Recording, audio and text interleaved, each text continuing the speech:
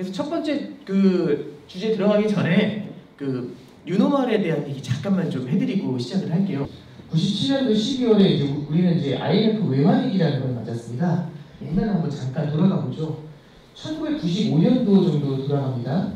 1995년도 1월달에 일본에서 동일본 이제 그 11년도 3월에는 동일본 대지진이 있었죠. 그래서 이제 센다이나 이제 후쿠시마 이쪽이 문제였는데 그 95년도 1월달에는 코베 대지진이라는 게 있었어요. 아마 혹시 기억하시는 분들 계실지 모르겠습니다. 오사카 옆에 있는 도시거든요. 거기 이제 대지진이 딱 터졌는데요. 일본은 90년대 초반에 이제 버블이 붕괴가 되죠. 버블 붕괴가 되면서 경기 부양을 위해서 이미 제로 금리에 선제적으로 들어가 있는 상태였어요. 그럼 일본 내의 금리가 거의 제로에 수렴해 있으니까 일본 보험사들의 얘기를 잠깐 해드려보면 이런 거죠. 일본은 보험사들이 이제 그 보험료를 받잖아요. 보험료를 받은 다음에 이거 잘 이제 돌리고 있다가 나중에 문제가 생기면 보험금을 드리는 구조지 않습니까? 그럼 보험료를 받았어요. 근데 문제는 이거 굴리려고 보니까 어디 이게 금리가 제로인 거잖아요. 그럼 어떻게 해야 될까요? 이미 옛날부터 해외 투자를 해서 일본은 발달을 하기 시작을 합니다.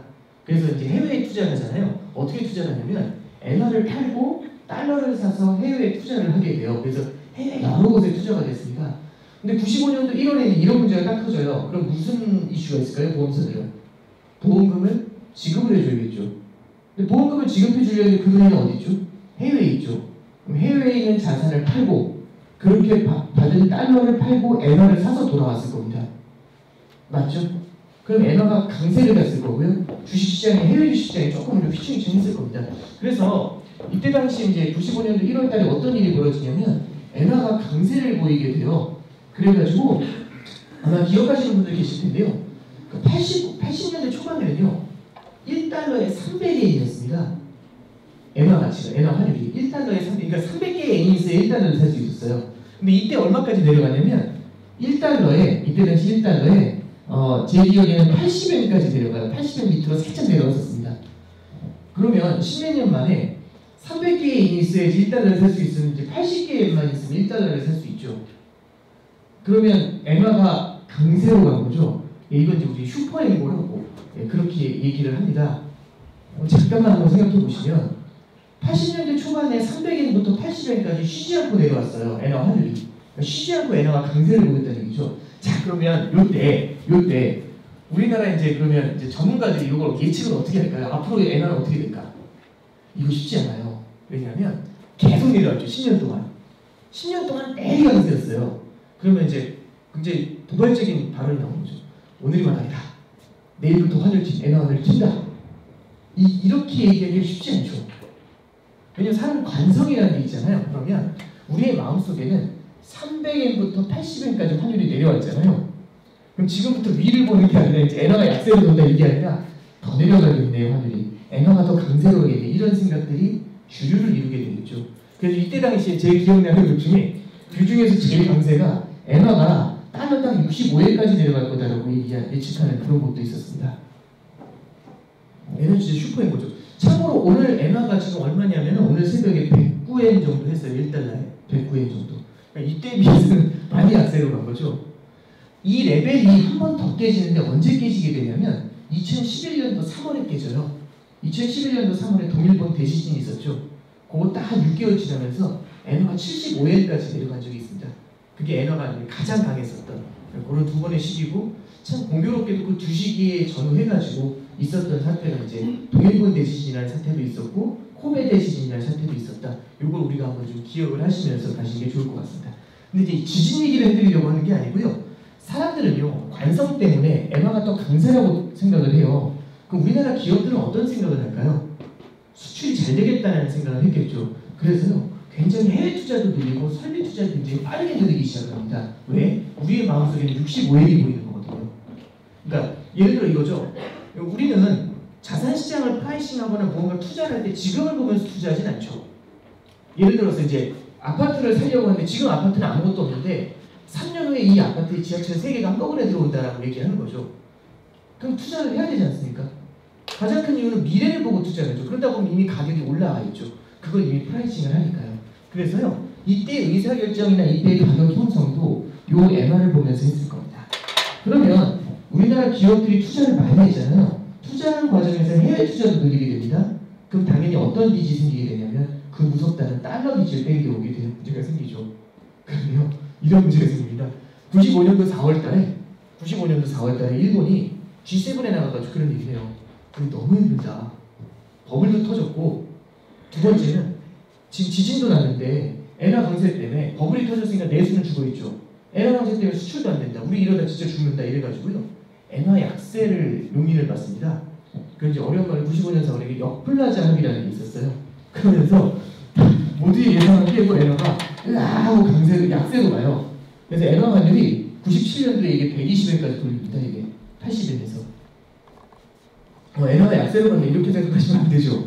문제는 뭐냐면 조금 약세로 간 게 아니라 65엔을 바라보던 게 위로 확 튀어버린 거죠. 그러니까 여기 이렇게 깜짝 올라간 게 아니라 여기서 사실은 미래를 프라이싱하고 있었으니까 여기서부터 이렇게 돌린 거잖아요. 그러면 누가 되게 충격을 많이 받을까요? 엔화가 강세로 갈 거라는 예상을 많이 하면서 투자를 많이 늘렸었던 기업들 입장에서는 되게 충격이 컸겠죠. 그죠? 네, 그런 대표적인 케이스가 그래서 이제 기업들이 투자를 많이 했다가 생각보다 마진이 많이 나지 않습니다. 그때 이제 기업들이 무너지기 시작하죠. 그럼 어떻게 되냐면 기업들이 힘들어지면은 해외에서 자금을 빌려준 은행들이 뭐라고 하냐면 이제 갚으라고 합니다. 해외 은행들은 이제 그냥 그야말로 인증사정 없죠. 그러면 이제 갚아야 되잖아요. 뭘로 갚아야 되죠? 해외 은행들한테는 원화로 갚겠다고 하면은 전화 끊어버리겠죠. 네. 달러로 갚아야 됩니다. 달러를 사서 갚아야 되는데 우리나라는 달러를 찍을 수가 없죠.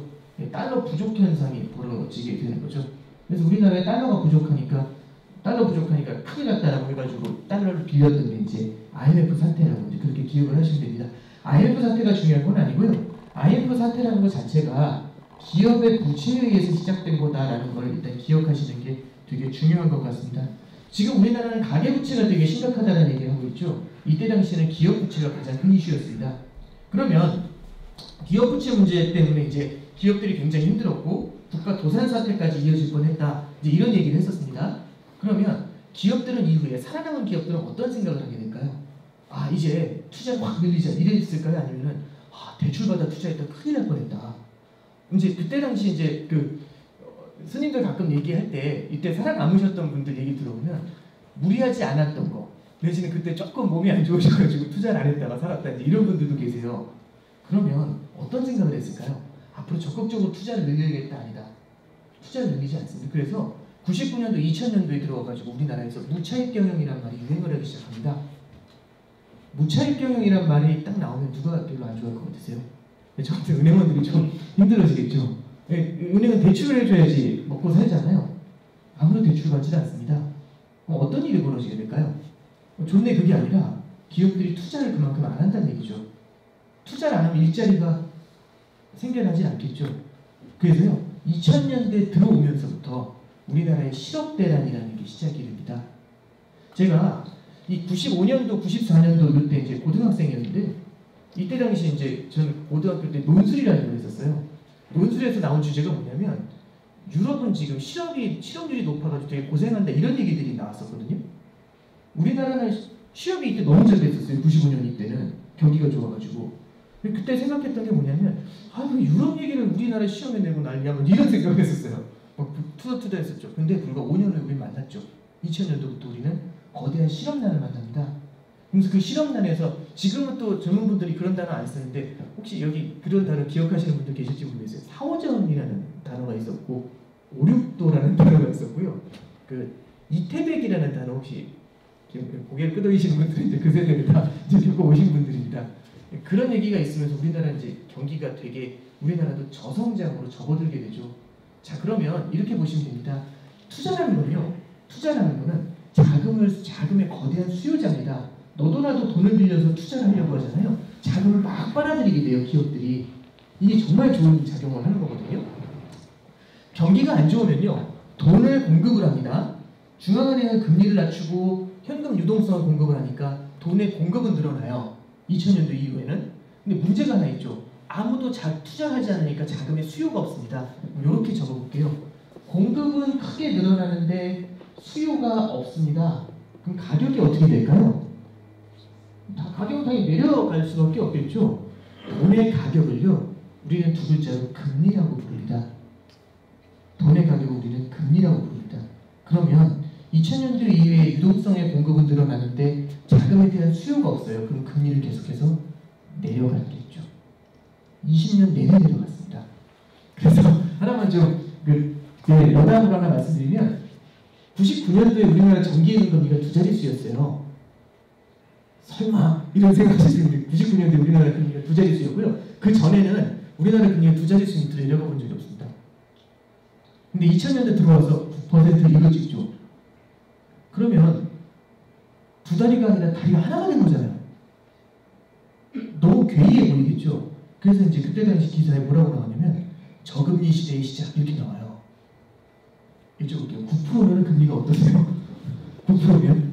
이거 감동 이런 강의를 들으실 이유가 없죠. 빨리 예금하시면 되죠. 주식은 왜 하는 거 9%인데. 근데 2002년 이렇게 되니까 금리가 7%가 돼요. 그랬더니 뭐라고 나오냐면 초저금리라는 말이 나와요. 지금 예금 7% 드리면 어떤 느낌이세요? 초저금리인가요? 초고금리라는 단어가 모자라죠. 이건 그냥 그 자체로 감동이잖아요. 제가 입행을 했었을 때 은행에 들어간 게 2003년이었습니다. 그때 금리가 4.5%였어요. 정기예금 금리가. 뭐라고 했냐면 이거는 진짜 너무하다는 얘기를 했었어요. 말도 안 되는 낮은 금리라고. 초저금리라고. 지금 4.5% 드리면 어떡할까요? 제 생각에는 은행 앞에 줄 설 겁니다. 새벽에. 한 3시쯤 가서 줄 서겠죠. 텐트 치고. 그러지 않을까요? 그러면 잠깐만 이런 말씀 드립니다. 저금리라는 단어에 대해서 우리가 한번 생각해 볼게요. 9%가 저금리인가요? 20년 전엔 저희 저금리였죠. 지금은 어때요? 슈퍼 초고금리 아닌가요? 슈퍼 앞에 울트라 온갖 수식어를 다 붙여야 되는 거 아닌가요? 그러니까 이때 당시에는요. 노말하다는 거 있죠. 우리 모두가 9% 말도 안 돼. 너무 낮아. 이게 우리의 노말인 거죠. 그때 당시 노말. 그게 올드 노말입니다. 옛날의 노말은. 지금의 노말은 뭐죠? 지금의 적정한 금리는 얼마라고 생각하세요? 지금의 적정한 금리? 자, 정기예금 2% 드립니다. 높죠? 괜찮죠? 지금 3% 준다고 하면은 진짜 높다는 생각 하시지 않나요? 이게 유노말입니다. 유노말은요 되게 씁쓸한 얘기거든요. 이 금리가 낮아진 걸 이제 우리는 받아들이는 거고요. 금리만으로 생각하실 게 아니죠. 금리가 왜 낮아져 있을까? 그 생각을 하는 겁니다. 왜 낮아져 있냐면요. 투자가 일어나지 않기 때문에 그렇습니다. 투자가 일어나지 않으면 구조적으로 자금의 수요가 존재하지 않잖아요. 계속해서 금리가 밑으로 내려 꽂히는 겁니다. 일본은요. 90년대 버블 붕괴가 되죠.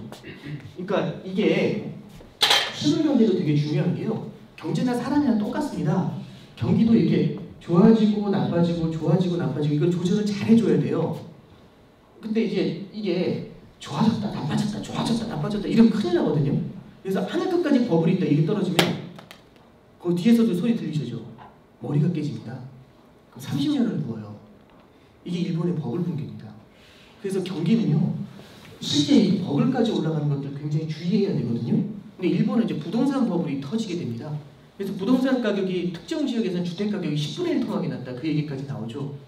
근데 그때 당시 주택을 어떻게 샀냐면 빚을 내서 샀죠. 일본에 주택담보대출 LTV라는 표현이 있는데 주택담보대출을 몇 프로 해줬냐면 120%를 해줬답니다. 우리나라 지금 30% 해주고 40% 해주고 그러죠. 120%를 왜 해줬냐면 어차피 집값이 오를 거니까 그만큼 대출을 더 해준 거죠. 그럼 대출을 받아서 집을 샀는데 집값이 폭락을 해버려요. 그럼 은행에서 대출을 같이 줄여줄까요? 그런 아름다운 은행은 없죠. 그럼 어떤 일이 벌어질까요? 부채는 그대로 남아있는데 집값이 쪼그라드니까 사람들은 소비를 하지 않습니다.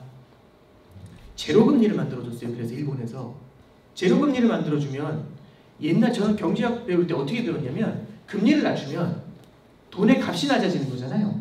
가격이 낮아지면 수요가 올라온다고 배웠습니다. 저는. 그래서 이 마이크가 예를 들어서 이 마이크 10만 원에 드리겠습니다 하면 아무도 손을 안 드실 거예요. 근데 제가 이 마이크 500원에 드립니다 하면 갑자기 잠깐만요 이러면서 주머니에 손 넣으시는 분들 생기죠. 왜? 가격이 내려왔으니까 수요가 올라온 거잖아요. 동의하시죠? 근데 이 문제가 있습니다. 보통 금리를 내리면 자금의 수요가 늘어나면서 투자가 살아나요. 투자가 살아나면서 고용이 창출이 되죠. 고용이 창출이 되면서 사람들이 소득이 늘어나요. 소득이 늘어나면 소비를 하겠고, 소비를 하다 보면 기업들이 더 투자를 늘리겠죠. 고용이 더 늘어나고 임금이 상승하고 이런 선순환으로 간다고 해서 금리 인하는 만병통치약처럼 생각했어요. 와, 정말 좋은 거네 라는 생각을 했는데요. 이제 문제는 이겁니다. 이렇게 버블 경제로 해서 부채가 많아서 깨져버리잖아요. 금리를 낮춥니다. 그럼 어떻게 되냐면 이 사람들이 버틸 수 있겠다 이 생각을 해요. 근데 어떻게 하냐면 금리를 낮춰줬잖아요. 그럼 이제 월급은 받을 거지 않습니까? 그 사람들. 집은 집값은 폭락했지만 금리를 낮추니까 월급을 받은 걸로 대출을 갚아요. 다시 금리를 낮추면 자금을 빌려가지고 대출을 일으켜가지고 투자를 하는 게 아니라 금리를 낮추니까 대출을 갚아요. 교과서에서 보지 못한 일이 벌어지는 겁니다. 그래서 일본은 30년 동안 버블에 부강해서 돌아오지 못했던 거고요. 그게 이제 우리가 이제 다 담담하게 이제 받아들이고 있는 게 바로 이 뉴노멀이라는 단어, 되게 무서운 단어입니다. 그래서 뉴라고 하면 되게 세련된 뭐 새로운 뭐 그런 것처럼 뭐 테크놀로지 이렇게 생각하실 수 있지만 되게 씁쓸한 이제 투자의 실종, 그죠? 저성장, 저금리 이런 걸 나타내는 게 이제 뉴노멀이라는 단어입니다.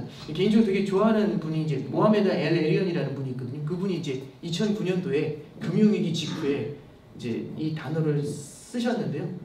개인적으로는 참 무서운 단어라고 생각을 합니다. 그래서 저는 강연의 타이틀이 너무 좋은 게 이 시리즈 자체가 너무 제목이 좋은 게 메타노멀이라는 거는 진짜 우리가 한동안 빠져 있었던 이 저성장과 투자 실종의 늪에서 이제 우리가 이제 올라올 수 있다라는 그런 기대를 담고 있는 거지 않습니까?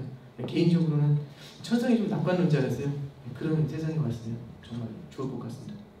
이렇게 보시면 될 것 같아요. 제가 오늘 받은 질문은 3가지입니다. 어떤 질문을 받았냐면요. 첫 번째는 인플레이션이 다시 돌아오는가라는 그 주제를 좀 질문을 받았고요.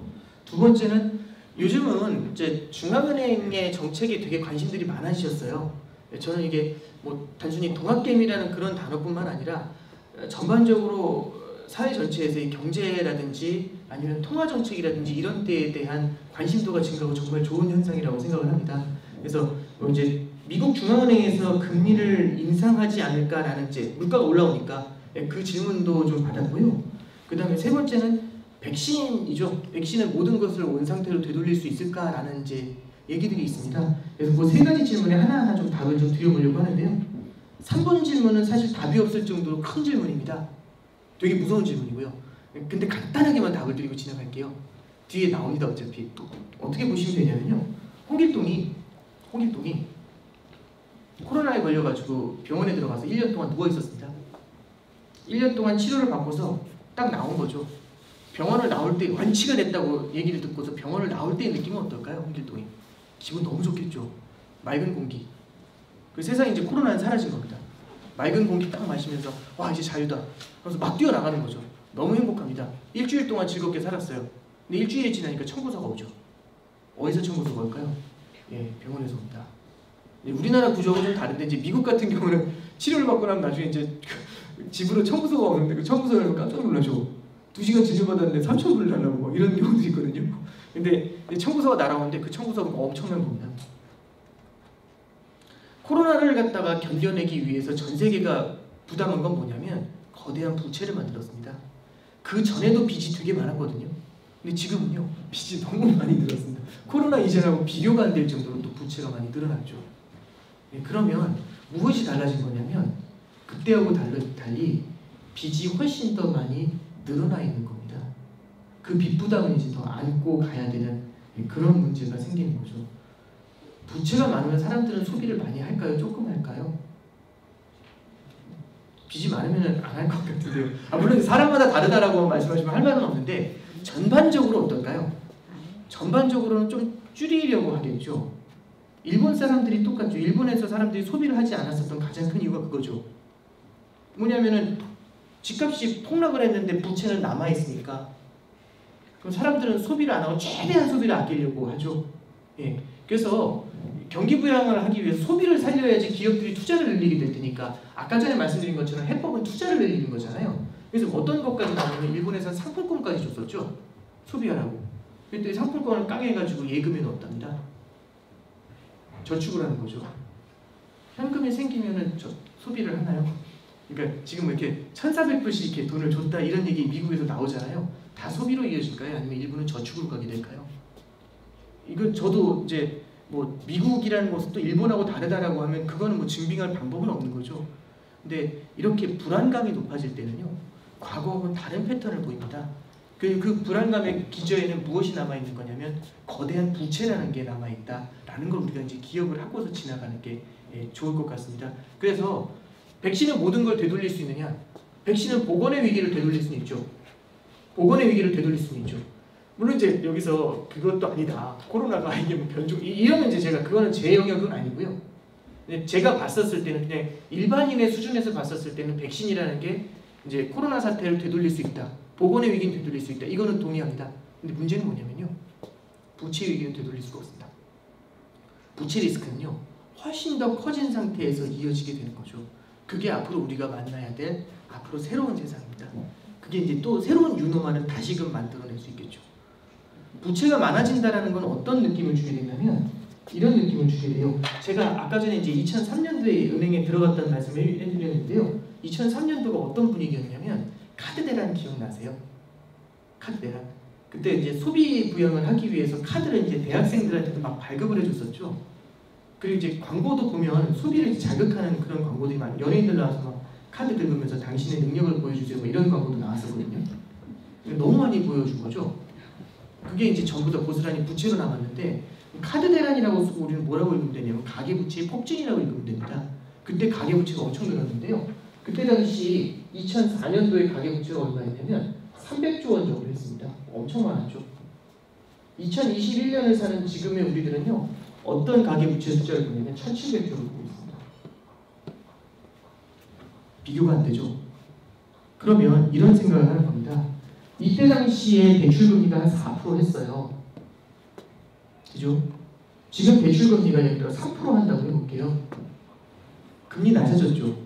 이자 부담이 줄었나요? 이때 이자 부담 한번 볼까요? 12조죠. 지금 이자 부담 51조인가요? 늘었죠. 금리는 낮아졌는데 이자 부담이 늘죠. 왜? 부채 총액이 크게 늘어났으니까요. 이게 문제입니다. 그래서 과거의 케이스를 그대로 갖고 와서 비교하는 게 되게 무서운 거예요. 어떤 게 무서운 거냐면 지금도 금리가 엄청 낮으니까 상관없어. 지금 뭐 금리 한 1%, 2% 오르는 거 아무 상관없어. 아닙니다. 부채가 이렇게 크게 늘어나 있잖아요. 1% 올라볼까요, 금리? 1% 올라가면 이때 당시에 3조가 되는 거죠. 가계 이자 부담만 3조가 되죠, 연간. 맞죠? 지금 1% 늘어나면 어떻겠죠? 가계 이자 부담만 연간 17조가 되죠.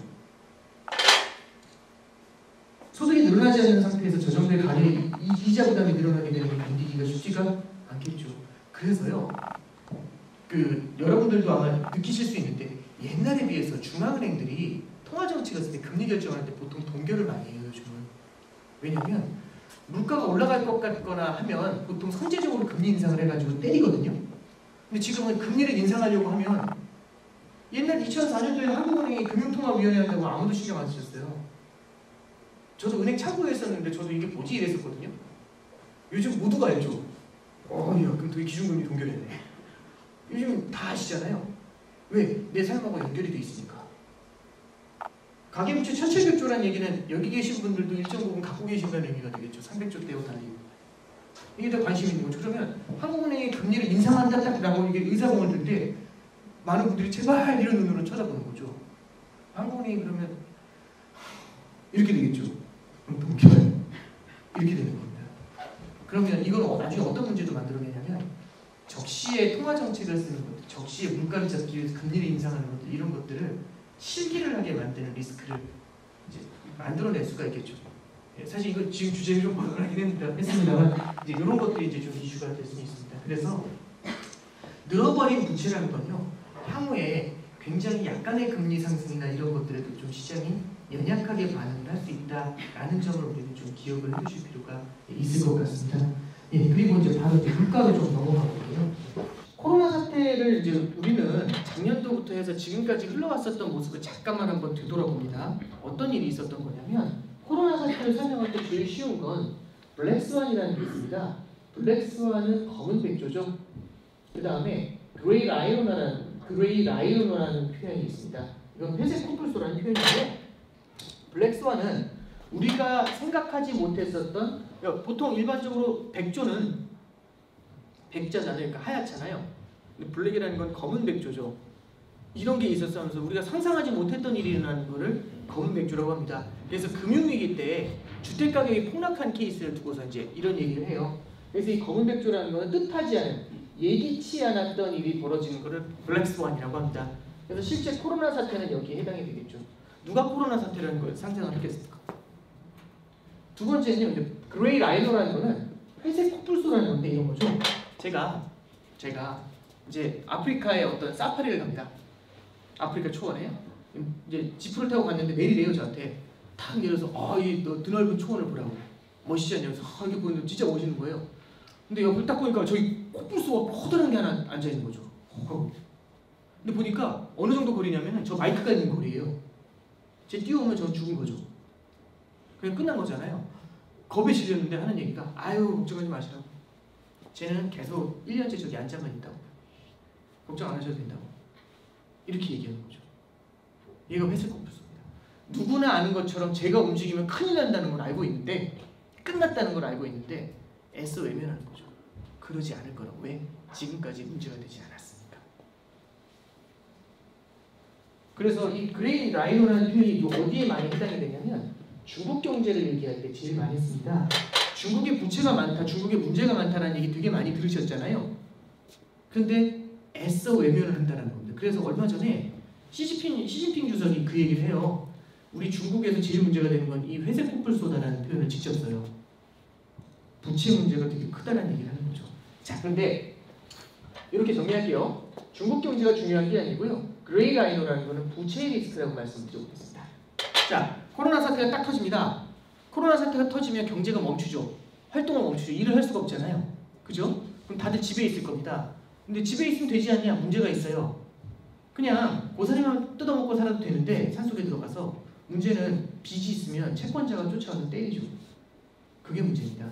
그래서요, 경제 자체가 문제가 되는 것도 있겠지만 부채가 많은 게 문제입니다. 부채가 많으면 어떻게 해서든지 생산을 늘려가지고 소득을 만들어가지고 이자를 상환해줘야 되잖아요. 근데 경제 자체가 멈춰버린 겁니다. 그러면 이 부채 리스크가 그대로 다가오면서 디폴트를 만들어내죠. 맞나요? 모든 게 파산을 해버리게 그때는 그런 문제가 생기는 겁니다. 그래서요, 어떤 문제가 생기는 거냐면 실물 경제가 잘 돌아가는 시기가 있다가 코로나라는 악재가 빵 하고 터진 거죠. 이게 가장 큰 문제가 되는 겁니다.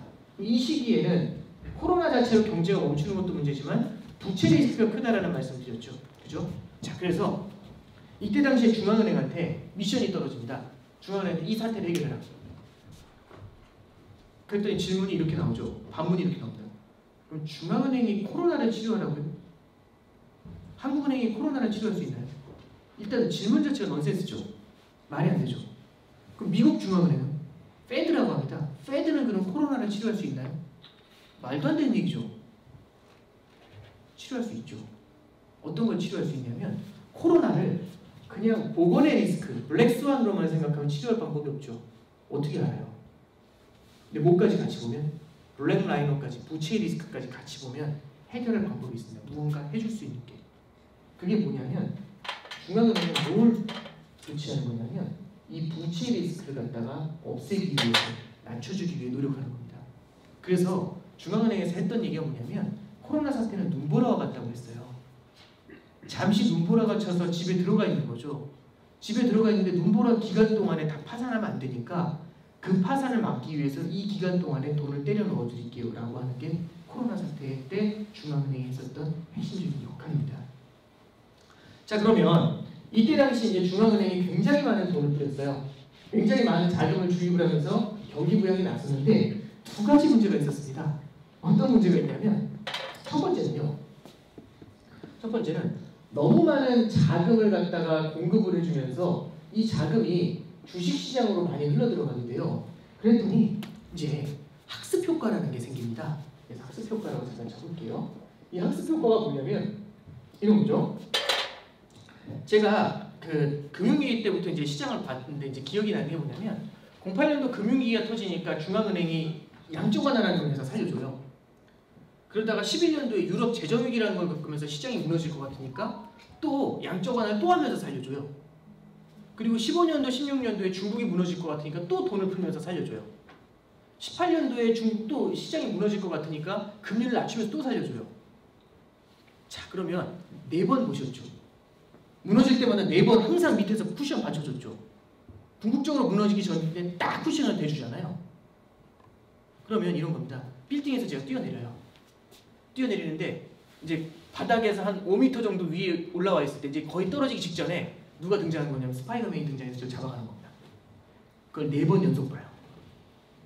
그럼 5번째 뛰어내릴 수 있을까요? 없을까요? 뛰어내릴 수 있죠. 이건 어트랙션이잖아요. 이제부터는. 또 뛰어내립니다. 그랬더니 그걸 보면서요. 많은 사람들이 보고서 한 거죠. 와, 재밌겠다. 되게 무서운 비유라는 건 저도 알고 있는데요. 그럼 어떤 일이 벌어졌을까요? 다 같이 뉴욕 옥상에 올라가겠죠. 네, 뛰어냅니다. 누가 막아지죠? 스파이더맨이 엄청나게 막아지겠죠. 네, 그런 일이 벌어진 겁니다. 그래서 사람들이 뭘 배웠냐면 시장이 무너질 때는 중앙은행이 들어와가지고 지켜주는구나라는 걸 학습 효과를 통해 배운 거예요. 이것까지 보면서 와, 되는구나.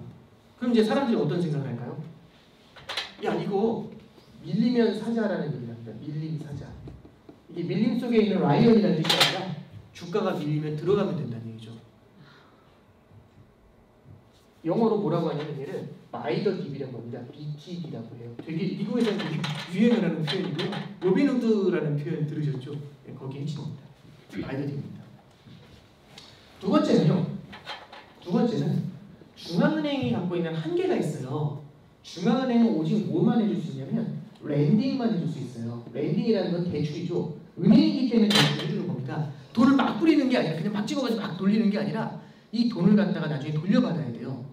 자, 제가 중앙은행입니다. 정책을 쓰는데 돈을 주는 케이스는 어때요? 돈을 주고 그냥 끝나면? 그러면 딴 거 생각할 거 없고요. 저희 강남 한복판 가가지고 돈 뿌리고 집에 오면 됩니다. 누가 가져가시든 아무 상관없죠. 나중에 안 받으면 되니까. 쿨하죠. 돌려받아야 됩니다. 빌려준 거예요. 돌려받아야 되면 어떤 문제가 생기죠? 특정인이 생겨나야죠. 누군가한테 빌려줘야죠. 맞나요? 누군가 특정인이 생겨나야 되잖아요. 그리고 그 특정인이 어떤 사람이어야 되죠? 갚을 능력이 있는 사람이어야 되죠. 신용도를 봐야 되는 겁니다.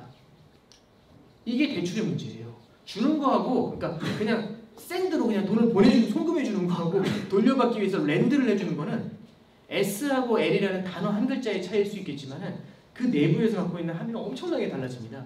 중앙은행은 그러면 렌드만 해줄 수 있어요. 그럼 렌드만 해준다면 중앙은행은 뭐만 어디에 대출해 주냐면은 국채만 삽니다. 국채를 산다는 게 사들인다는 게 아니라 국가의 돈을 빌려주고 채권을 받는 거죠. 여러분들 그 은행 가셔서 채권서를 써보셨죠? 대출 받을 때. 그게 채권이죠. 은행은 여러분들이 채권을 받고 그 다음에 돈을 준 겁니다. 채권을 사들인 거죠. 맞나요? 그러면 국채를 많이 갖고 있는 곳이 어디냐면 미국의 은행들입니다.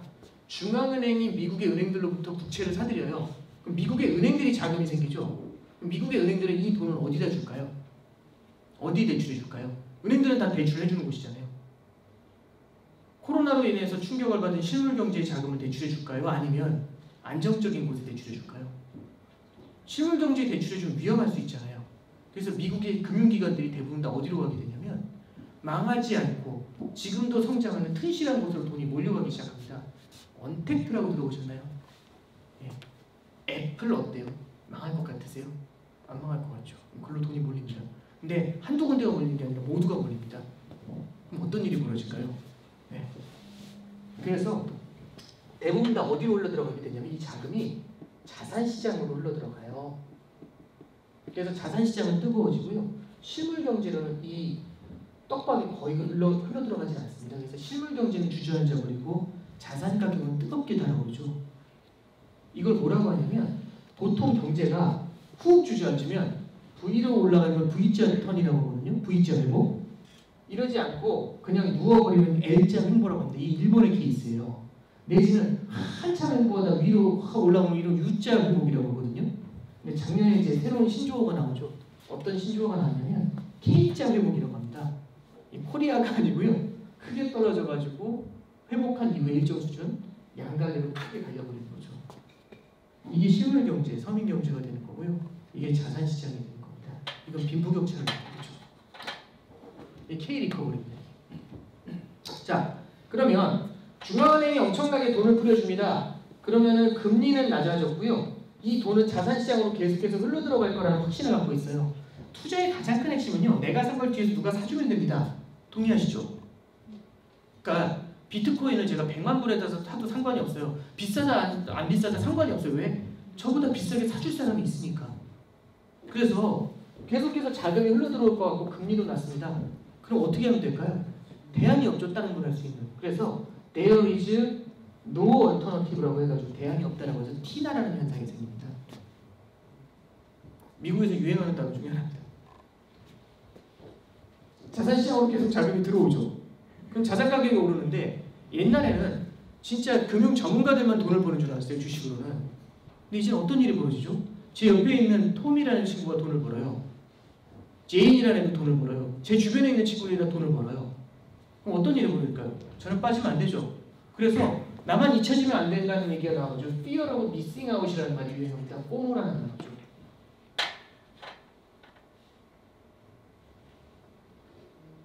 이게 지금의 자산시장, 뜨거운 자산시장을 만들게 된 가장 큰 핵심이라고 보시면 됩니다. 금리가 낮고 자금이 중앙은행에서 뿌려준 자금이 랜딩의 한계 때문에 자산시장으로 흘러들어가죠. 그죠? 그리고 학습 효과가 생기겠죠. 그래서 네 개의 표현을 말씀드렸죠. K 리커버리라는 단어, buy the dip이라고, 그러니까 밀리면 사자 그 단어 말씀드렸고요. 그 다음에 이제 FOMO라고 했죠. fear하고 missing out. 나만 잊혀지면 안 돼. 나만 소외되면 안 돼. 이 기회에서. 그 다음에 마지막으로 이제 there is no alternative. 대안이 없어. 이 네 가지가 만들어낸 게 지금 뜨거운 자산시장입니다. 그러면 중앙은행에서 뭐라고 얘기하냐면 이걸로 답이 없다. 아무리 돈을 뿌려도 오히려 자산 가격만 올라가는 문제가 생기니까 무언가 다른 대안이 있어야 된다는 얘기가 나오죠. 그래서 무슨 얘기를 하냐면 elected officials가 필요하다고 얘기를 합니다. elected official이라는 말이 뭐냐면은 선출직 공무원이라는 얘기죠. 선출직 공무원을 데려와야, 그러니까 대통령은, 미국 행정부는, 중앙은행이 아니라 행정부는 특정인에게 자금을 줄 수 있죠.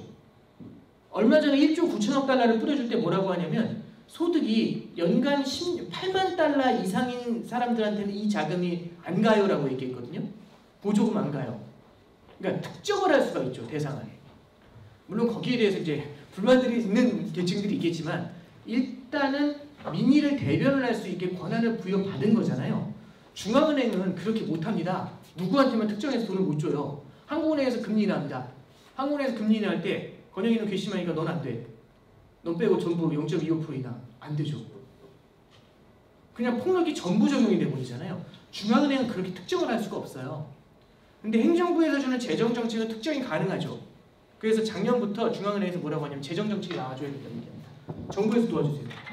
그래서 재정정책이 나오게 된 게 지금의 얘기죠. 그래서 오늘 새벽 뉴스 보니까 3조 달러 뭐 인프라 투자 얘기까지 나오더라고요. 그러면 어떤 문제가 생기는 거냐면 이런 겁니다. 첫 번째는 거대한 돈을 뿌리게 되는 거죠. 그럼 사람들한테 일자리를 일시적으로 창출해 줄 수 있지 않나요? 그럼 그 사람들이 그 돈을 받아서 소비를 하겠죠. 두 번째는 인프라 투자를 3조 달러씩 때려 넣습니다. 그럼 원자재에 대한 수요가 늘어나죠. 원자재 가격이 올라가겠죠. 그럼 소비가 늘어나고 원자재 가격이 뜁니다. 그럼 뭘 자극할까요? 물가를 자극하겠죠. 이게 이제 이슈가 됩니다. 근데 물가가 올라가면 어떤 일이 벌어지냐면 이런 일이 벌어져요. 그 정기예금이나 채권이나 똑같은 건데요. 그러니까 정기예금이라는 거는 이제 정기예금을 하시면 은행의 채권자, 은행에 대한 채권자가 되시는 겁니다. 은행한테 돈을 주신 거잖아요. 돈을 빌려준 다음에 차용증 내놔. 그래서 통장을 받으시는 거죠. 정기예금 증서. 그게 채권 증서잖아요. 자, 그러면 잠깐 보시면 이런 겁니다. 채권이라는 게 존재하는 가장 큰 이유는요. 구매력을 보존하기 위해 존재해요. 옛날에 100원짜리 물건이 있고 현금이 100원이 있었습니다. 그런데 제가 얘를 1년, 지금 물건 안 사고 1년 후에 살려고 항아리에 묻어요. 그랬더니 100원이 됩니다. 1년 후에 꺼냈더니 100원이 그대로 있겠죠. 근데 물건 값이 105원이 돼요. 구매력이 보존이 안 됐죠. 구매력이 떨어졌죠. 살 수가 없죠. 그래서 얘를 항아리에 안 묻고 국가에 빌려주거나 은행에 빌려줬더니 1년에 105원을 줘요. 금리가 고정되죠. 이래서 채권이 존재합니다. 이게 채권의 존재의 이유예요. 근데 얘가 105원이 아니라 110원이 됩니다. 채권에 넣어야 되나요? 질문을 바꿔볼게요. 정기예금 금리가 3%입니다. 많이 높죠? 근데 물가가 10%씩 올라요. 정기예금 하실래요? 안 하죠. 하면 바보죠. 뭘 해야 되죠? 달려가서 물건 사야죠. 투기해야 되지 않나요? 그래서요, 금리가 너무 낮잖아요. 물가가 오르는 것보다 금리가 너무 낮은 수준을 유지하면 아무도 채권을 안 해요. 돈을 빌릴 수가 없죠. 애타게 돈을 빌려야 되는 입장에서는 어떻게 하면 빌릴 수 있을까요? 금리를 올려줘야죠. 그래서 물가가 오르면 금리가 오르는 겁니다. 직관적으로 보시면 돼요. 물가가 오르면 금리가 오르는 겁니다. 그러면 물가가 상승한다라는 리스크가 생겼잖아요. 그런 생각이 드는 게 뭘 건드리는 거냐면 금리가 오른다는 얘기를 건드리죠. 금리가 오르면 문제가 있죠.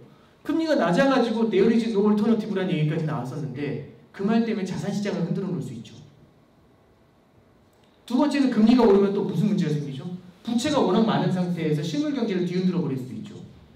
이 두 가지가 이제 문제가 되는 겁니다. 그래서 지금 실물 경제에서 제일 많이 금융시장에서 제일 두려워하는 게 뭐냐면 물가 혹시 오르는 거 아니야?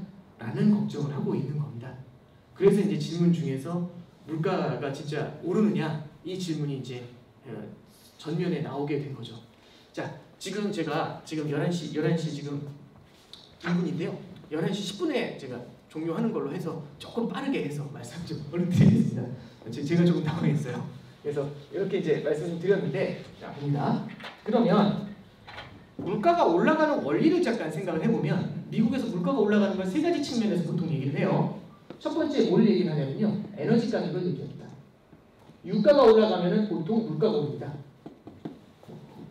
자, 두 번째는요. 수입 물가를 얘기합니다. 미국 입장에서 수입 물가라는 건 어디에 연동을 많이 하냐면 달러에 연동을 많이 합니다. 달러가 약세잖아요. 달러가 약세면 해외에서 수입되어 들어오는 물건의 가격이 올라가게 되죠. 네, 그게 문제예요. 그래서 최근에 보면은 달러 약세라는 얘기가 되게 많이 나왔었죠. 네. 세 번째입니다. 사람들의 소비가 늘어나는 게 문제입니다. 그리고 하나씩 정리를 잠깐 해드릴게요. 어떻게 보시면 되냐면 이게 요즘 보시면 국제유가가 배럴당 60달러까지 올랐어요. 그죠? 스위즈 이전에도 이미 60달러 왔었어요. 그래서 보면 이제 국제유가가 배럴당 60달러인데요.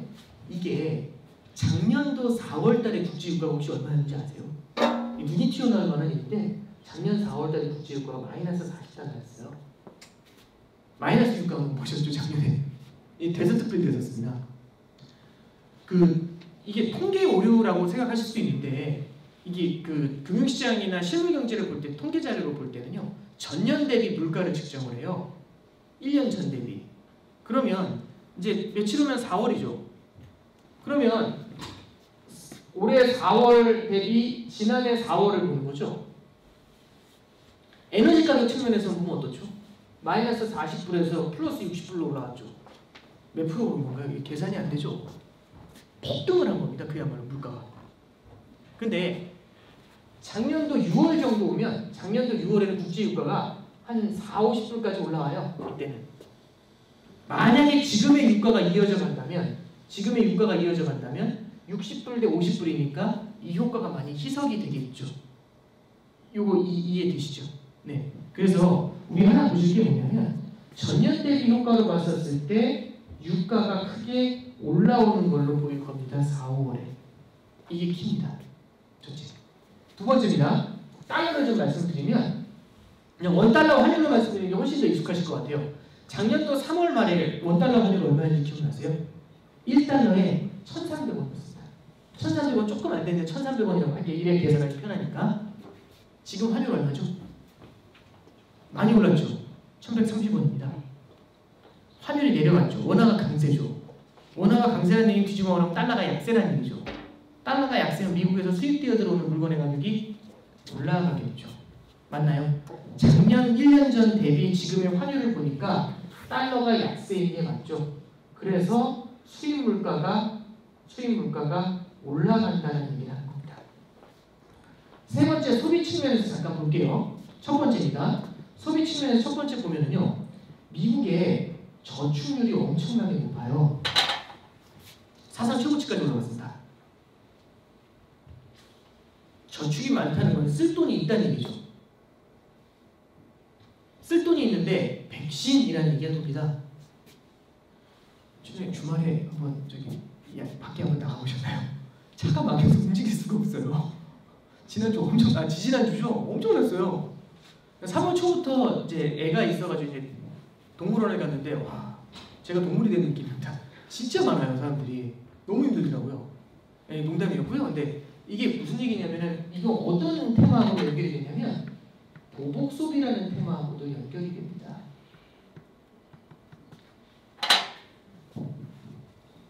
자, 그러면 전년 대비 유가 오르죠. 전년 대비 달러가 약세죠. 그죠? 보복 소비 터지죠. 물가 오를까요? 안 오를까요? 오릅니다. 이렇게 얘기하고 들어오면 반박할 방법이 없어요. 이런 물가 오릅니다. 근데 아까 힌트를 살짝은 드렸었죠. 어떤 힌트를 드린 거냐면 1년 전 대비죠. 6월만 돼도 이 효과는 많이 사라진다는 말씀 드렸죠. 얘도 1년 전 대비죠. 얘도 사라질 수 있겠죠. 맞나요? 사실 유가나 달러 환율에 의해서 결정되는 이거는요, 중앙은행이 별로 반응하지 않습니다. 중앙은행은요, 그러니까 이런 거죠. 유가가 올라요. 그럼 금리 올려. 유가가 내려요. 미안, 금리 내려. 유가라는 건요, 시장에서 왔다 갔다 하거든요. 그걸 보면서 올렸다 내렸다 매번 바꿀 수 없어요. 그런 짓 하면 바보라고 합니다. 중앙은행이 그런 짓을 하면 안 되거든요. 그래서 중앙은행에서는요, 얘네들은 하나의 참고 자료가 됩니다. 일시적인 자료들이에요. 그러면 어디에 반응을 하냐면 여기에 반응을 합니다. 근데 볼게요. 보복 소비라는 거, 보복을 한다는 거, 보복은 몇 번 하나요? 물론 이제 안 죽으면 계속 보복한다 얘기하실 수 있지만 이게 표현이 저도 좀 이상한 것 같습니다. 이게 이제 코로나로 인해서 보복 소비니까 한번 하면 세게 하고 끝날 거잖아요. 아닌가요? 아니, 저축률도 한번 내려오면 끝나는 거잖아요. 그러니까 일시적으로 강하게 폭발을 하겠죠. 그건 동의합니다. 그렇겠죠. 계속 보복 소비를 할 수 있나요? 그건 아니죠. 사람들이 소비를 하려면 뭐가 필요할까요? 항상 소득이 필요합니다. 항구적인 소득. 항구적인 소득은 어디서 나오죠? 고용에서 나오죠. 일자리가 있어야 사람들이 안정적으로 소비를 합니다. 일자리가 없는 상태에서 저축률이 높잖아요. 소비할까요? 안 할까요? 그러니까 제가 실업자입니다. 실업자인데 저축이 한 1,000만 원 있어요. 브라보! 하면서 쓸까요? 쟁여 놔야죠. 불안하잖아요, 미래가. 아직 미국에는 1,000만 명의 실업자가 있습니다. 그 갭을 메워야죠. 아직. 그 갭을 메우면 그때부터는 얘기할 수 있죠. 그래서 인플레이션이라는 건요, 이렇게 시장에 의해서 결정되는 인플레이션이 있습니다. 또 하나는요, 진성의 인플레이션이 있습니다. 진성의 인플레이션은요, 임금이에요. 임금은요, 한번 올라가면 내려오질 않습니다. 동의하세요? 쉽게 못 내려오죠. 그래서 한번 임금을 올려주기가 참 힘든 거죠. 왜? 계속 그렇게 줘야 되니까. 금융위기 때도 임금 많이 안 떨어졌어요. 그래서 임금이라는 건요, 항상 물가를 만들어낼 때 진성의 인플레이션을 만들어냅니다. 그럼 여태까지 물가가 안 올랐던 이유가 나오죠. 맨 앞하고 연결이 되어버리잖아요. 맨 앞에서 유노마를 말씀드렸죠. 투자가 안 되죠. 고용이 안 늘죠. 임금이 오르지 않죠. 소비가 안 늘죠. 중앙은행이 금리 올릴 수가 없죠. 물가가 오르지 않으니까. 네. 지금 이제 계속해서 통과젤이라는, 저 어렸을 때 만화가 있는데요.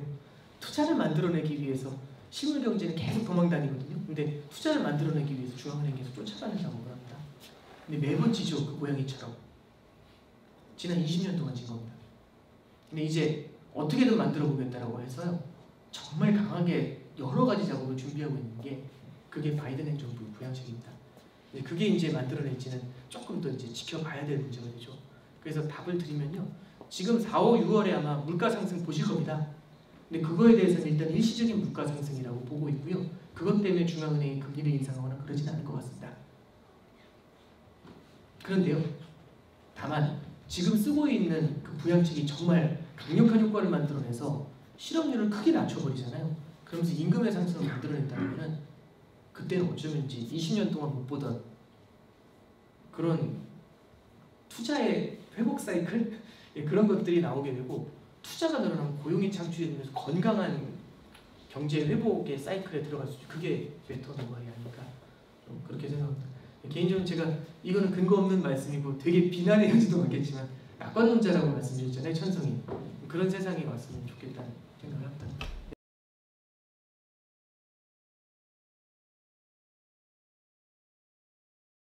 이게 되게 오래된 주제인 것 같아요. 한 십몇 년 전부터 이제 우리나라든지 일본화 될 거다라는 주제가 되게 많이 이제 돌았었는데 이게 일본이 부동산 버블이 깨진 것만으로 이제 저렇게 된 건 아니고요.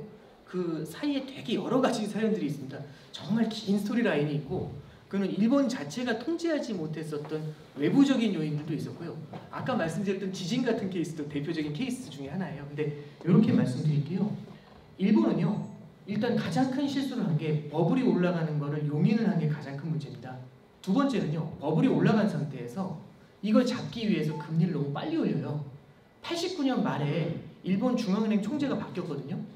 새로 바뀐 중앙은행 총재가 취임 일성으로 했던 얘기가 뭐냐면 부동산 투기를 죽이겠다는 얘기를 했어요. 그래서 그때 당시 일본 금리가 제 기억에 그 공정할인율이라는 게 있었거든요. 2.5%짜리를 6%로 한꺼번에 올려버려요. 불과 수개월 만에. 부채가 많았죠. 아까 그 주택담보대출 많다는 말씀 드렸잖아요. 그 상태에서 금리가 그렇게 뛰잖아요. 어떤 일이 벌어졌을까요? 부동산이 팍 하고 터져가지고요. 위에서부터 수직으로 내려오기 시작을 합니다. 집값이 폭락을 하면서. 근데 그때 당시에 보통 이렇게 떨어질 때는요. 밑에서 받쳐줘야 되거든요. 밑에서 받쳐주지 않고 투기꾼이 죽어야 된다는 그런 모토가 나와요. 그래서 실제 이 부동산 가격 하락하는 거에 대한 부양책이 나온 게 한 6개월, 1년 정도 돼서 나와요. 그렇게 해서 이제 일단 가장 큰 실수를 합니다. 그러니까 결국에는 너무나 강한 출구 전략을 쓴 거죠. 그죠? 금리를 한꺼번에 올렸으니까. 그리고 자산 가격이 하락할 때 밑에서 받쳐주는 쿠션을 내주지 않은 게 문제죠. 세 번째는 문제는 뭐냐면 일본의 금융기관들이 그런 부실이 굉장히 심했을 거잖아요. 그럼 금융기관, 은행은요. 이 실물경제로 따지면 심장입니다. 실물경제 혈액이라는 돈을 뿌려줘야 되거든요. 근데 얘네가 완전히 위축이 돼버린 거예요. 근데 은행들을 돌보지 않고 어떤 짓을 하게 되냐면 그 건설 경기 살리는데 계속 부양을 하죠. 그러니까 뭐냐면 심장에 병이 있어서 피부병이 올라온 거예요. 이게 제가 이제 의학은 잘 모르지만 그런 게 있다고 한번 가정해보죠. 그러면 이 피부병을 치료하기 위해서 근원을 치료해야 되죠. 심장을 치료해야 되잖아요. 근데 그게 아니라 계속 피부에다가 약을 발라준 거죠. 한 5년 동안. 아무리 치료해도 안 치료되니까 뭔가 했더니 심장병이었던 거죠. 그래서 5년이 지나서야 심장에 대한 치료가 들어갑니다. 1997년에 일본이 그제서야 금융기관한테 자본주의를 하면서 금융기관 경기 부양에 나서요. 거기서 끝난 게 아니고 2000년에 조금 경기가 좀 좋아질 것 같으니까 선제적으로 금리를 인상했어요. 그러니까 이제 2000년쯤에 좀 이제 좋아질 만하다가 또 망치 한 대 맞고 누운 거죠. 일본 버블 붕괴는요. 각 중앙은행의 교과서예요. 그래서 요즘 금리 오를 때 보면 미국도요. 94년도 금리 올릴 때 팍팍 올렸어요. 지금 금리 올릴 때 어떻게 올리는지 아세요? 0.25% 올린 다음에 한 6개월 봐요. 양옆을 봐요. 괜찮아? 확인한 다음에 또 올려요. 이렇게 올려요. 바뀌었죠. 그리고 진짜 올려야 될 타이밍인데 한 번 늦춰줘요. 바뀌었죠. 자산 가격이 무너질 때는 진짜 무제한 양적완화 같은 걸 하면서 밑에서 받쳐줘요. 바뀌었죠. 저는 그렇게 생각해요. 그러니까 사람은 경험을 통해서 되게 많이 배운다라고 생각을 해요. 그래서 일본이 그렇게 됐기 때문에 우리도 똑같이 갈 거다라고 생각하는 사람들이 있을 수 있고요. 일본이 그렇게 됐기 때문에 그런 길을 최대한 피하려고 할 거다라고 생각하는 입장이 있을 수 있습니다. 뭐 둘 다 로지컬리 맞는 부분들이 분명히 있는데 저는 조금 후자 쪽으로 좀 답변을 좀 드리는 게 어떤가 좀 그렇게 생각합니다. 지금 결국에는 양극화라는 게 빈부간에도 양극화가 일어나고 업종별에도 양극화가 상당히 크게 일어나고 있죠. 미국 같은 경우도 실리콘밸리에 특히 이제 AI라든지 이런 쪽에 있는 인재들은 지금 사람이 없어서 못 뽑을 정도로 임금이 좀 빠르게 뛰는 그런 구조예요. 그러다 보니까 옛날에는 MBA를 한 사람들이 되게 임금을 많이 받았는데 요즘 이제 그런 이제 그 테크놀로지 쪽을 한 사람들이 좀 많이 대접을 받는 이제 그런 상황인 것 같습니다. 근데 제가 뭐 이제 그 특정 섹터에 대한 말씀을 좀 드리기는 좀 어려울 것 같은데요. 다만 이제 그 임금이라는 게 물가 상승을 자극할 정도로, 그러니까 특정 섹터가 임금이 올라간다고 해서 이거 전체를 대변한다고 보기엔 되게 어려워요. 전반적으로는 임금 상승이 많이 나타나지는 않고요. 가장 큰 문제 중에 하나가 이제 미국 같은 경우도 결국엔 아마존 효과라는 거의 이면에는 굉장히 많은 리테일 업체들이 그 클리어런스 세일에 들어가 버리는 그런 문제들이 좀 생기고 있는 거잖아요. 그러다 보면은 미국에 있는 실업자들이 부경제 쪽에서 굉장히 많이 나오고 있습니다. 그래서 이제 뭐 우리나라에서도 옛날에 한번 간단하게는 이슈가 된 적이 있는 뭐 기본소득이라든지, 그 다음에 이제 미국에서도 그런 부분들 때문에 이런 국영제 쪽에 있었던 사람들을 위해서 생산성을 좀 높여주는 전략들을 쓰려고 하고요. 그 대표적인 타겟 중에 하나가 이제 중국이 되는 그런 모습이 아닐까 좀 생각을 합니다. 그래서 저도 이거는 좀 두루뭉실하게 이 정도 답변을 드릴게요. 그쪽 전문가는 아니어가지고. 이렇게만 말씀드릴게요. 미국에서 이제 MMT라는 게 있습니다. 현대통화이론이라는 건데, 여기서 이제 한 문장으로 간단하게 말씀드리기 되게 좀 그 깊이가 있는 주장이고요. 지금도 학계에서도 논의를 좀 많이 하는 주장 중에 하나입니다. 그 현대통화이론을 그냥 아주 간단하게 말씀드리면, 중앙은행이 마음껏, 그러니까 정부가 돈을 마음껏 뿌려도 된다라는 그런 생각을 갖고 있어요. 지금은 시중에 돈을 뿌려주는 주체가 중앙은행이거든요. 근데 이제 현대통화이론에서는 중앙은행은 사라져라 라고 얘기하면서 중앙은행의 역할을 크게 줄이고 시중에 자금을 공급하는 걸 정부가 하라고 합니다. 그러면 감세를 하거나 재정 지출을 하면 시중에 돈이 풀리겠죠. 그럼 어떻게 하면 돈을 빨아들이게 될까요? 증세를 하면 돈을 빨아들이게 됩니다. 이게 이제 가장 크게 바뀌는 것 중에 하나일 건데, 저는 이제 그런 생각을 해요. 그러면은 미국이 이걸 이용을 해가지고 방만하게 돈을 뿌릴 것이냐? 이거는 조금 다른 얘기인 것 같습니다. 일단 첫 번째는요, 돈을 너무 많이 뿌렸을 때는 달러 가치가 크게 떨어질 수 있어요. 올해 초만 해도 1월 달만 해도 달러는 계속 폭락할 거다라는 그런 얘기들 되게 많이 들어보셨잖아요. 최근에 돌리긴 했지만 이거 달러가 마음대로 떨어지면 자유낙하하면 큰일 나거든요. 누가 일어나냐면 중국이 준 동원 합니다.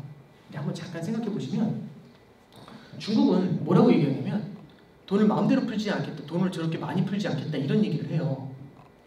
그리고 정부의 재정 적자도 안정적으로 조절하겠다 이런 얘기를 해요. 제가 A라는 친구하고 B라는 친구한테 돈을 빌려줍니다.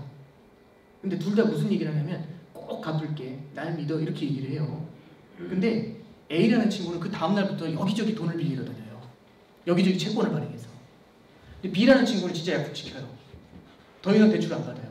그럼 그 다음 돈은 누구한테 빌려줄까요? 그 다음 돈은? 여기서 A라고 하시면 이제 출제자 의도에서 부합하지 않는 겁니다. 답이 안 나오는 거고요. B한테 빌려주게 되겠죠. 그러니까 지금 중국 입장에서는요, 건전 재정을 유지를 하고 위안화 가치를 지키는 것 자체가 위안화의 패권을 늘리기 위해서 굉장히 중요한, 그러니까 잠깐만요. 여기서 달러가 무너지고 위안화가 패권 교체를 한다 이게 아니라 위안화가 자기의 세를 높여주기에는 굉장히 좋은 기회가 되는 겁니다. 그럼 미국 입장에서는 지금 상황에서 이런 그림에서 돈을 마음대로 풀어야 되냐? 그러지 않겠죠. 그럼 뭘 해야 되냐? 너무 많이 풀려있는 걸 조절해야죠. 그래서 최근에 금리가 오르는 이유도, 시장 금리가 올라가는 이유도 거기에 있는 거고요. 두 번째는 바이든 행정부에서 이제 증세에 대한 얘기를 하고 있죠. MMT에서는 증세는요, MMT가 지금 적용되는 건 아니지만 MMT에서의 증세는 시중의 자금을 빨아들이는 역할을 하게 됩니다. 이거는 달러의 밸류를 지켜주려고 하는 거고요. 그래서 좀 큰 틀에서는 그렇게만 설명을 좀 드렸고, 그리고 이제 우리나라 경제하고 이제 중국 쪽하고 좀 많이 만나 있다라고 저는 생각을 해요. 근데 저는 이제 그런 생각을 합니다. 그러니까 우리나라도 지금 결국에는 기술이라든지 이런 면에 있어서는 크게 이제 상당히 상대적으로 장점을 좀 많이 갖고 있는 국가죠. 그리고 또 하나는 아시아 지역이 이제 한 번은 각광을 좀 받게 되는 상황이 될 것 같아요. 미국 같은 경우는 우리나라보다도 부채가 굉장히 좀 많은 상황이죠. 그죠? 우리나라는 정부 부채가 상대적으로는 낮은 편입니다. 그리고 이제 우리나라는 구조적인 무역국제국이기 때문에 달러가 들어오는 구조예요. 그러면 다른 나라 대비 이제 경제 펀더멘탈은 나쁘지가 않거든요. 경제 펀더멘탈이 나쁘지가 않다라면은 우리나라도 한번 이제 중국 경제와 같이 한번 소비 쪽에 한번 포커스를 두는 시기도 찾아올 수 있지 않을까라는 생각을 좀 합니다. 그래서 이게 되게 짧게 말씀드리긴 그렇지만은 90년대에는 미국만 좋고 전 세계가 다 무너졌던 때예요. 저희 독일은 통일하면서 유럽 경제가 주저앉아 버렸고요. 92년에는 영국이 그 소로스라는 애한테 공격받아가지고 파운드가 무너져 버렸거든요. 그 95년도에는 멕시코가 파산해요. 96년도에는 인도네시아부터 해서 동아시아 3국이 무너졌고요. 동남아시아. 97년에 한국이 무너졌어요. 98년에는 러시아가 망가졌고 99년에는 브라질하고 아르헨티나가 디폴트를 선언했어요. 코소보 사태라는 게 있어요. 이 긴 역사를 통해 봤었을 때 전 세계가 다 안 좋았는데 미국 주식시장만 하늘로 계속 수직으로 날아갔거든요. 그래서 당시에 99년도 2000년대에 뭐라고 했냐면 기술주하고요 미국 주식만 좋다는 얘기를 했었어요.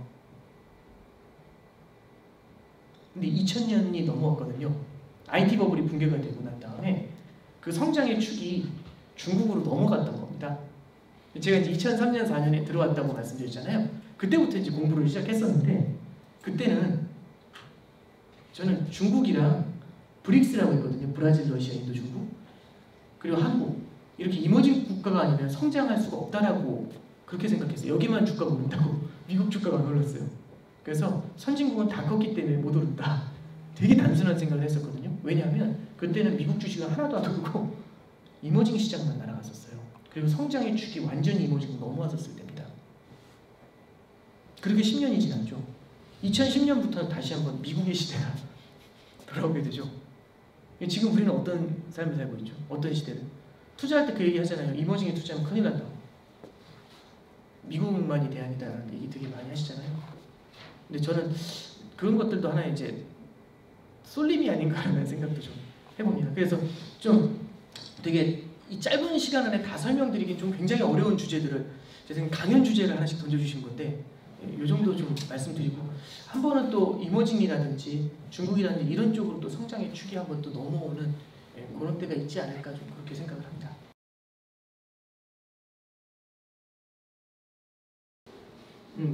개인적으로 이제 그런 생각은 좀 해봅니다. 뭐냐면 결국에는 성장이 전 세계적으로 성장이 나오려면 어느 한쪽으로 성장이 쏠려 있으면 안 되거든요. 비행기가 날 때 엔진이 멀티 엔진으로 날 때는 한쪽 엔진이 망가지더라도 날아갈 수가 있잖아요. 근데 싱글 엔진으로 날 때에는 그 엔진이 망가졌을 때 그냥 추락해버려요. 말씀드리고 싶은 거는 비행기가 있는데 미국이라는 엔진이 있고 미국 이외 국가라는 엔진이 있는 거죠. 두 개의 엔진이. 이 두 개의 엔진이 같이 가야 되는데 트럼프 행정부 때부터 보다 강해졌던 것 같아요. 미국이라는 싱글 엔진 하나만으로 이제 그 엔진이 굉장히 과열되면서 엄청나게 끄덕없게 달리는 거죠.